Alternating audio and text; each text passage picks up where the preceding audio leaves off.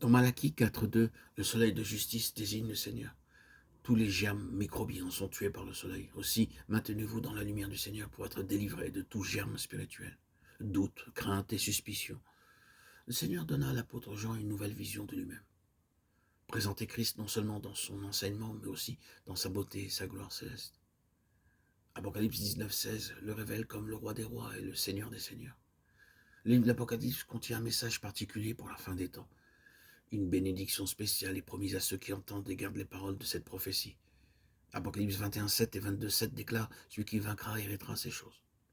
Ce livre nous enseigne comment vaincre. Dans le chapitre 2, le Seigneur Jésus est vu au milieu des églises, Matthieu 16.18.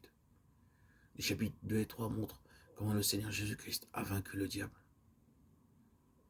Le diable se présente de 4 façons. 1 Pierre 5.8 comme un lion rugissant. Acte 20.29 comme un loup dévorant, apportant un faux enseignement ainsi que des conflits dans le peuple de Dieu. 2 Corinthiens 11.14 comme un ange de lumière. Ésaïe 59.19 comme un fleuve. Le message de ce livre peut être divisé en 7 parties. Chaque partie représente une période de l'histoire.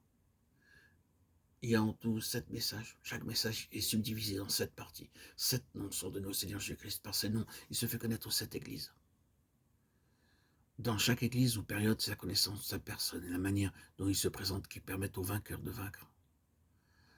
La première période est décrite ou dépeinte par l'église d'Éphèse.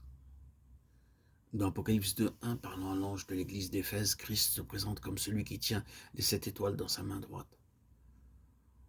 Quand nous sommes exposés au danger, il commande à ses anges de prendre soin de nous. Nous ne devons jamais regarder aux situations. Pour chaque situation viendra l'aide nécessaire. Les anges sont des esprits au service de ceux qui doivent hériter du salut. Hébreux 1.14. Selon Acte 12.7, les anges ne nous accompagnent pas tout au long de notre route. L'ange accompagna Pierre un bout de chemin seulement. Dieu savait que Pierre oublierait et laisserait derrière lui ses sandales et son vieux vêtement. Aussi l'ange le rappela de les prendre. Puis l'ange le quitta. N'oubliez pas que les anges de Dieu veillent sur son peuple. À Quetta, 58 000 personnes moururent en 18 secondes. Un croyant seulement fut tué, alors que 92% de la population fut détruite. Cet événement arriva en 1974. Le Seigneur se présente aussi à son Église comme celui qui marche au milieu des 7 chandeliers d'or. Beaucoup de croyants furent emprisonnés et chassés par les persécutions. Acte 12, 1, 3. Jean s'interrogea certainement en disant « Quel sera l'avenir de l'Église ?»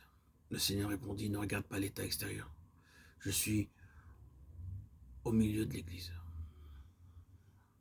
Je construis mon Église et pour cela, je ne m'appuie pas sur les constructions humaines et les biens.